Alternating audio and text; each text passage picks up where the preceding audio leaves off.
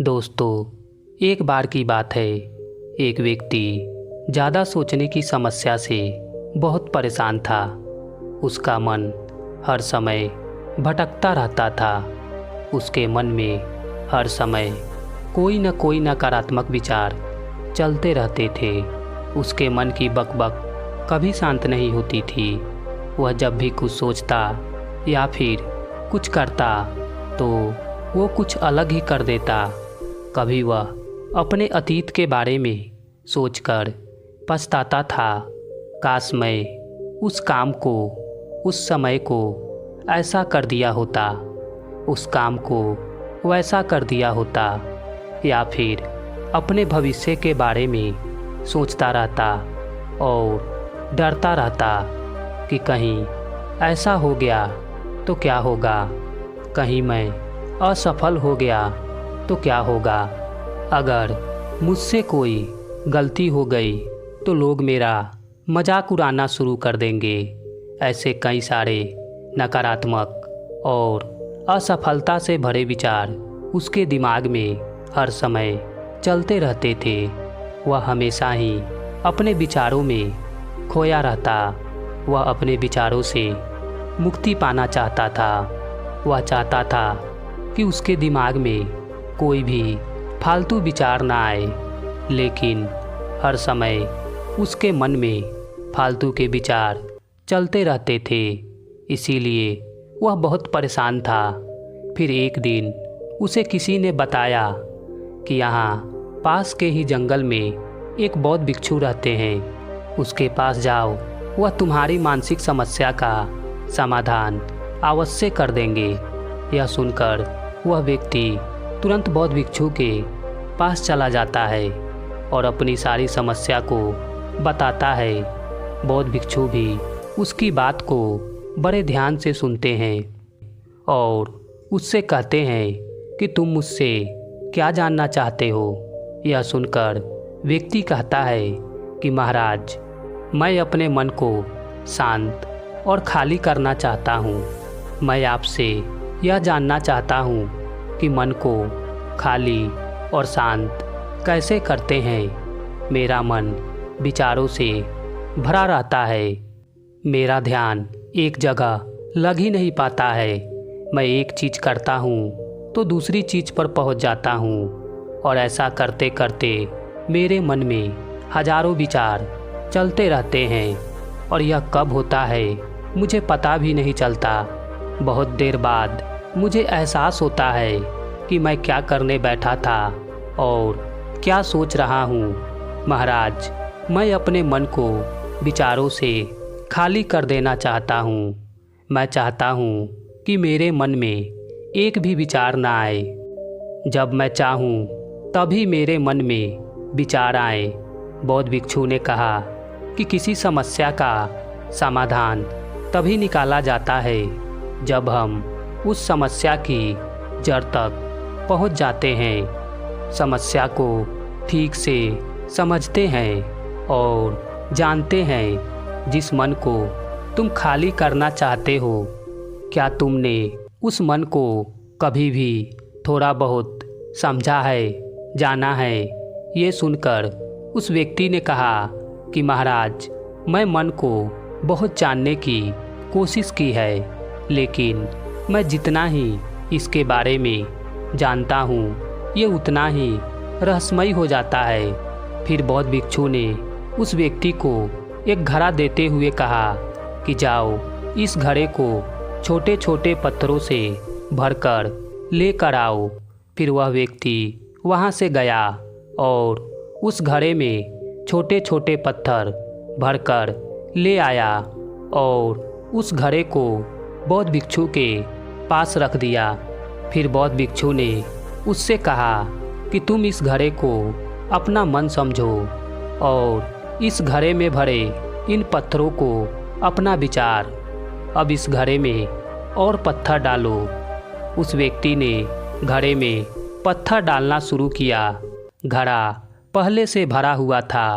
एक दो पत्थर डालने के बाद बाकी सारे पत्थर नीचे गिरने लगे।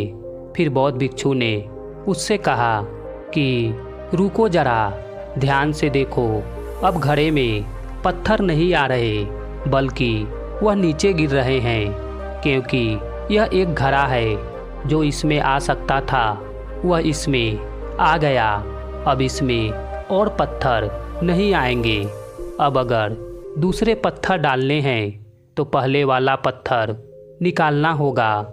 ये सुनकर व्यक्ति ने कहा कि महाराज, मैं समझ गया हूँ कि आप मुझे क्या बताना चाहते हैं। हमें अपने मन को विचारों से खाली कर देना चाहिए। बौद्ध भिक्षु मुस्कुराए और कहा, पहले पूरी बात को तो समझो, उसके बाद मन को खाली कर लेना।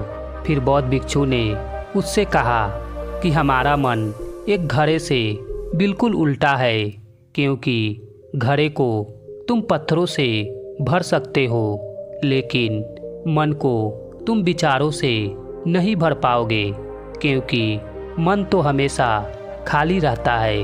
यह सुनकर उस व्यक्ति ने कहा कि महाराज, मुझे कुछ भी समझ नहीं आ रहा। मन अगर खाली रहता है तो फिर हम उसे खाली क्यों करने लगते हैं? मन को खाली करने की क्या ही आवश्यकता है? बौद्ध भिक्षु ने कहा कि इस घड़े में से सारे पत्थरों को एक एक करके बाहर निकालो। उस व्यक्ति ने वैसा ही किया।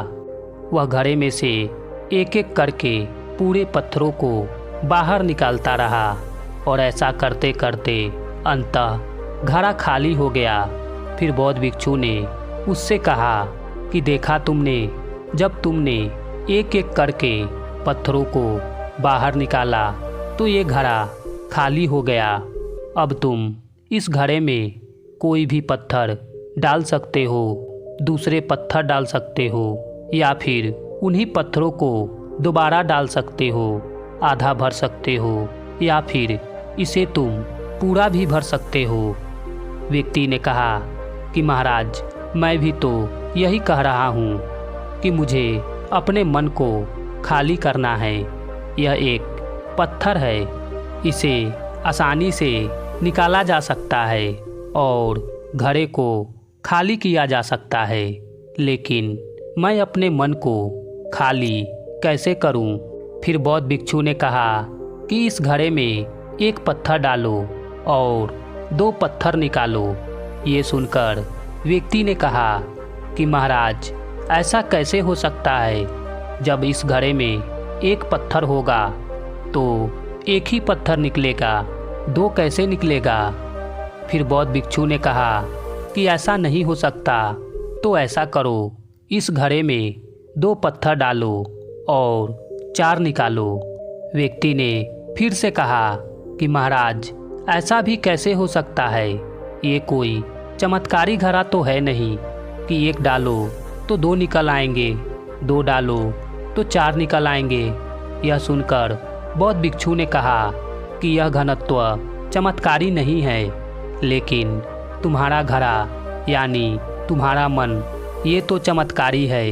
इसमें से अगर एक विचार तुम बाहर निकालते हो तो उसके साथ 2 विचार आते हैं। जब तुम उन 2 विचारों को पकड़ते हो तो उसके साथ 4 विचार निकलते हैं, और फिर ऐसा करते करते विचारों की एक लंबी श्रृंखला बन जाती है और फिर तुम कहीं नहीं रुकते, एक के बाद एक विचारों को पकड़ते जाते हो।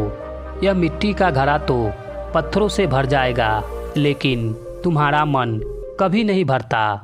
वो हमेशा खाली है, लेकिन वह खाली नहीं करता। ये इस मन की माया है कि सब कुछ है, लेकिन फिर भी कुछ नहीं। फिर व्यक्ति ने कहा कि महाराज, मैं आपकी बात समझ रहा हूँ, लेकिन क्या मैं हमेशा अपने विचारों के जाल में ही फंसा रहूँगा? क्या मन के इस माया जाल से निकलने का कोई रास्ता नहीं है? बौद्ध भिक्षु ने कहा कि इस मिट्टी के घड़े को आधा पत्थरों से भर दो। उस व्यक्ति ने ऐसा ही किया। फिर बौद्ध भिक्षु ने कहा कि अब इन पत्थरों में से कोई एक पत्थर चुनो और उस पत्थर की एक छोटी सी मूर्ति बनाकर मुझे दे दो। मैं जानता हूँ कि तुम एक अच्छे कलाकार हो। उस व्यक्ति ने पत्थर निकाला और उस पत्थर को तराशने लगा। पत्थर को देखकर उसको लगा यह पत्थर अच्छा नहीं है। फिर उसने दूसरा पत्थर घड़े से निकाला, लेकिन उसे वो भी पत्थर पसंद नहीं आया। फिर उसने तीसरे पत्थर को निकाला, लेकिन वह तीसरा पत्थर भी उसे पसंद नहीं आया। उसका रंग अच्छा नहीं था। ऐसा करते करते उसने सारे पत्थरों को बाहर निकाल दिया और ऐसा करते हुए बौद्ध भिक्षु उसे देख रहे थे। बौद्ध भिक्षु ने उससे कहा कि जो तुमने सबसे पहले पत्थर निकाला था, उस पत्थर को यह समझकर तराशो कि इसके बाद तुम्हारे पास कोई भी दूसरा पत्थर नहीं है। यह एक ही पत्थर तुम्हारे पास है। फिर उस व्यक्ति ने उस पत्थर को तराशना शुरू किया और उससे एक बहुत ही सुंदर मूर्ति बनाई, बौद्ध भिक्षु को भेंट दी और बौद्ध भिक्षु से कहा कि महाराज, इस पत्थर से इतनी सुंदर मूर्ति बन सकती थी, मैं यह सोच भी नहीं सकता था। उसकी बात सुनकर बौद्ध भिक्षु ने कहा कि जब हमारे पास कोई और दूसरा विकल्प नहीं होता है, तब हम उस विकल्प में ही हम अपनी संपूर्ण ऊर्जा लगाते हैं और उसी को सबसे बेहतर बनाते हैं। और जब हमारे पास विकल्प होते हैं तो हम पत्थर चुनते भी नहीं और मूर्ति बनाते भी नहीं। हमारा मन भी एक विचार के पीछे हजारों विकल्प खोल कर रख देता है और एक मुख्य विचार को छोड़कर उन हजार विकल्पों में उलझ कर रह जाता है। व्यक्ति ने कहा, मैं आपकी बात को अच्छी तरीके से समझ गया हूँ, लेकिन अब मुझे क्या करना चाहिए, आप मेरा मार्गदर्शन करें। बौद्ध भिक्षु ने उससे कहा कि मन को खाली और साफ करना 1-2 दिन का काम नहीं है, यह बहुत लंबी प्रक्रिया है। तो क्या तुम इसके लिए तैयार हो? व्यक्ति ने कहा कि हाँ, तैयार हूँ, चाहे कितनी भी लंबी प्रक्रिया क्यों ना हो। फिर बौद्ध भिक्षु ने उससे कहा कि मन को खाली और नकारात्मक विचारों से दूर रखने के 6 तरीके हैं। आओ उन्हें एक एक करके समझते हैं। पहला तरीका है, ऐसे लोगों का साथ छोड़ दो जो हमेशा तुम्हें कमज़ोर, पिछड़ा हुआ, लक्ष्य से हीन इंसान महसूस करवाए। अक्सर हमारे आसपास कुछ ऐसे लोग होते हैं जो शायद पद और धन में हमसे ऊपर होते हैं, लेकिन वो अपने इसी पद और धन के घमंड में अपने से नीचे स्तर के लोगों को कुछ भी नहीं समझते। वो हमेशा अपने से छोटे लोगों को यह महसूस करवाते हैं कि वो कितने छोटे हैं और वो जीवन में कुछ बड़ा हासिल कर नहीं सकते। इसके अलावा कई बार हमारे कुछ मित्र और परिवार के सदस्य भी ऐसे होते हैं जो अक्सर हमें छोटा महसूस करवाते हैं, हमें नीचा दिखाने की कोशिश करते हैं, लोगों के सामने हमारा मजाक बनाते हैं। तो ऐसे लोगों से जितना दूर रह सकते हो उतना दूर रहो। यह लोग ऐसे होते हैं जो तुम्हारी नज़रों में तुम्हारी गरिमा को नष्ट करके तुम्हें लक्ष्य से हीन बनाते हैं और फिर तुम्हें खुद की काबिलियत पर शक होना शुरू हो जाता है। तुम्हारे अंदर खुद के प्रति और दुनिया के प्रति नकारात्मक भावनाएं आ जाती है और ये नकारात्मक विचार तुम्हें मानसिक तनाव और चिंता की तरफ ले जाते हैं। दूसरा तरीका यह है कि तुम बहुत ही कम और चुनिंदा लोगों को अपना मित्र बनाओ। ऐसे लोगों को ही अपना मित्र बनाओ जिनसे तुम कुछ सीख सकते हो, जिनकी तुम इज्जत कर सकते हो, जो तुम्हारी भावनाओं को समझ सके, जिनकी सोच तुमसे मेल खाती हो, जो जीवन में आगे बढ़ने में तुम्हारी सहायता करे। हमारे जीवन और चरित्र में हमारे माँ बाप के बाद हमारे मित्रों का ही सबसे ज़्यादा योगदान होता है। इसीलिए मित्रों का सही होना भी बहुत आवश्यक है। ऐसा कहा भी जाता है कि तुम उन 5 लोगों का औसत हो जिनके साथ तुम अपना सबसे ज़्यादा वक्त बिताते हो। अगर तुम्हारे आसपास के 5 लोग जिनके साथ तुम अपना सबसे ज़्यादा वक्त बिताते हो वो ईमानदार हैं, तो तुम भी धीरे धीरे ईमानदार होना शुरू कर दोगे। अगर वो 5 लोग अमीर हैं तो तुम भी धीरे धीरे अमीर बनना शुरू कर दोगे। मेरे कहने का मतलब है कि तुम वही बनते हो जैसे लोगों के साथ तुम अपना समय बिताते हो। किसी महान व्यक्ति ने कहा था कि तुम मुझसे किसी भी इंसान के मित्रों से मिलवा दो, मैं उस इंसान के मित्रों को देखकर मैं उस इंसान का भविष्य बता दूंगा। हमारी सबसे बड़ी समस्या यह है कि हम लोगों को ना नहीं बोल पाते। जिन लोगों के साथ हम रहना पसंद भी नहीं करते, न चाहते हुए भी हम उन नकारात्मक लोगों के साथ अपना वक्त बिताते रहते हैं। इसीलिए हमें सबसे पहले उन लोगों को अपनी ज़िंदगी से ना बोलना है जिनके साथ रहकर हमें लगता है कि यह हमारी ज़िंदगी खराब कर रहे हैं। अगर यह हमारी ज़िंदगी में ना हो तो शायद हम ज़्यादा खुश रहेंगे। तीसरा तरीका कि तुम अपना अतीत नहीं बदल सकते हो, लेकिन तुम अपना वर्तमान ज़रूर बदल सकते हो। इसीलिए पूरी तरह से वर्तमान में रहते हुए उन चीज़ों पर, उन कामों पर ध्यान दो जो तुम्हारे नियंत्रण में हैं, जिन्हें तुम आज कर सकते हो, जिन्हें तुम आज बदल सकते हो। मेरी एक बात हमेशा याद रखना, केवल वर्तमान में ही रहकर भविष्य को संवारा जा सकता है। इसीलिए वर्तमान में जीने की आदत डालो। चौथा तरीका, स्वस्थ और पौष्टिक खाना खाओ। हमारा शरीर ऊर्जा से चलता है और हम जैसा खाना खाएंगे वैसा ही ऊर्जा हमारे शरीर को मिलेगी। अगर हमारा शरीर स्वस्थ नहीं रहेगा तो हमारा मन स्वच्छ कैसे रहेगा। जब शरीर कमज़ोर और अस्वस्थ रहता है तो मन में बहुत ही नकारात्मक विचार आते हैं और कहा भी जाता है स्वस्थ शरीर में स्वस्थ मस्तिष्क का वास होता है। ये शरीर को स्वस्थ और मजबूत रखना हमारी जिम्मेदारी है। पांचवा तरीका यह है कि रोज अकेले में ध्यान करो।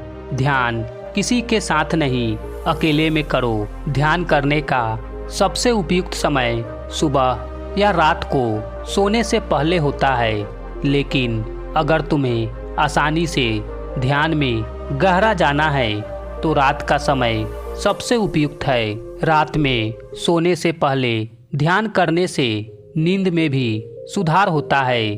गहरी नींद आती है।